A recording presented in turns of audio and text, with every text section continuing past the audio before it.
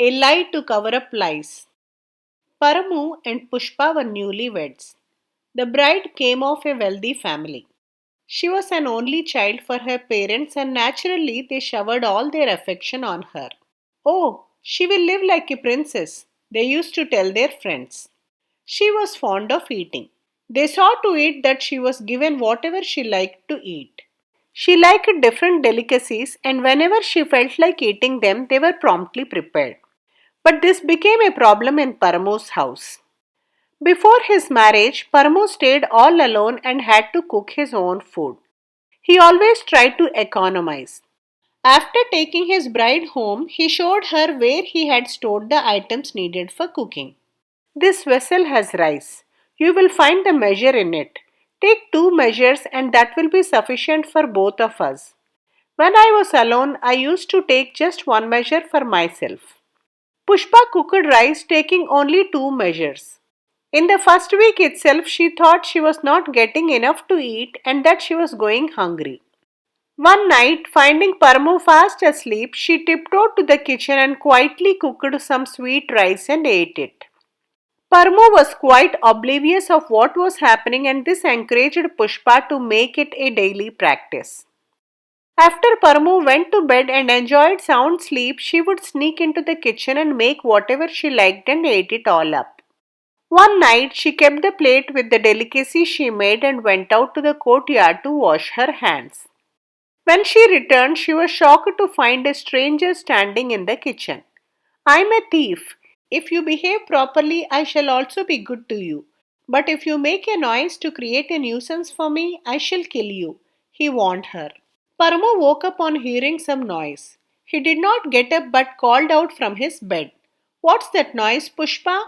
She was in a dilemma. What would she tell her husband? And how would she manage the thief?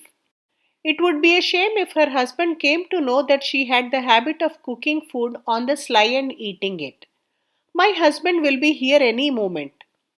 If he were to know that you are a thief, he might give you a good beating. Sit down before the plate and start eating," she told the thief. The next moment, Paramo appeared at the kitchen. Before he could ask anything, Pushpa said, "He is my cousin. He was unable to attend our wedding. He came here a little while ago." As Paramo greeted him, all three heard knockings on the door. Paramo went and opened the door and saw two policemen who asked him, "Did a thief come this side? We are looking for him." "Yes, someone has come, but he is my wife's cousin. She is talking to him," answered Paramo. The policeman appeared satisfied with his reply and quietly went away.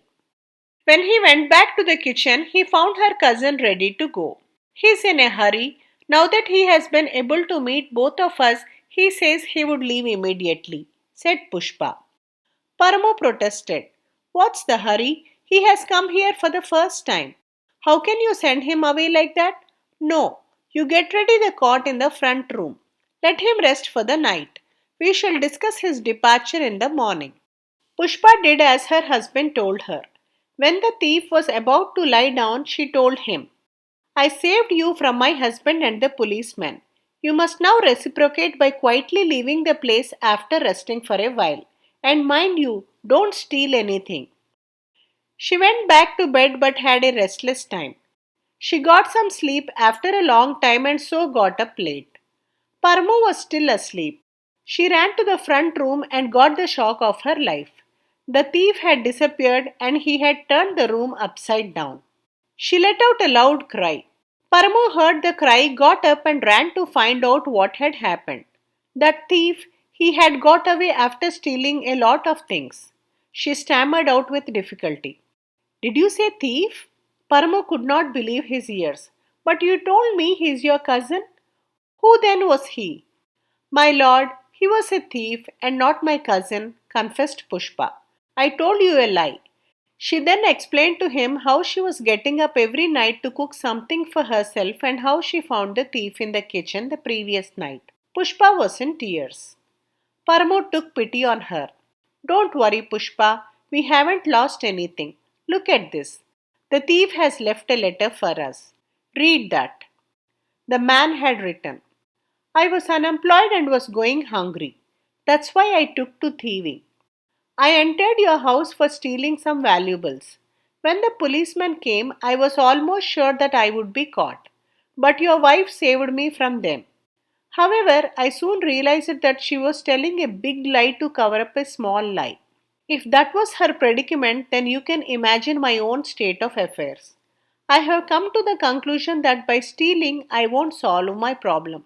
I must do honest work and earn a livelihood. I have decided to desist from thieving. I am sure your wife will not tell lies. Pushpa was stunned when she read the letter.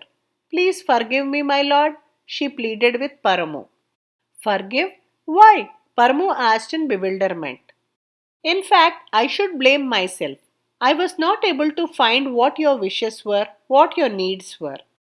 I had got up earlier than you and had come to the room and seen the letter. Henceforth, you may cook whatever you like. You must share with me all that you cook, all right? When Pushpa saw Paramu smiling at her, instead of getting angry with her, she felt much relieved. She decided not to overspend but limit her need for any extra food. Please like, share, and subscribe if you enjoyed this video. Do provide your feedback in the comment section below. Thanks for listening.